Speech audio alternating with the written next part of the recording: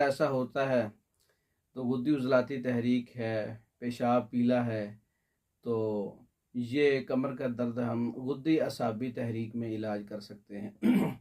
गुद्दी असाबी तहरीक के अंदर हम क्या इस्तेमाल करेंगे? सबसे पहले नुस्खा नंबर 1, सूंड 50 ग्राम है, सुरंजा 50 ग्राम है, काली मिर्च 50 ग्राम है, बराबर वज़न, ये दिन में 3 बार। दूसरा नुस्खा, हल्दी 50 ग्राम, मुलट्ठी 50 ग्राम, सौंफ 50 ग्राम, रेवन खताई 150 ग्राम।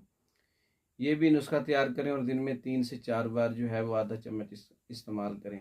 नुस्खा नंबर 3 जो है वो सूंड 50 ग्राम है, नौशादर 30 ग्राम है और काली मिर्च 10 ग्राम है और हड़ताल वर्किया 10 ग्राम है। ये नुस्खा आप बनाएं और ये सिर्फ़ और सिर्फ रात को आधा ग्राम इस्तेमाल करना है दूध के साथ।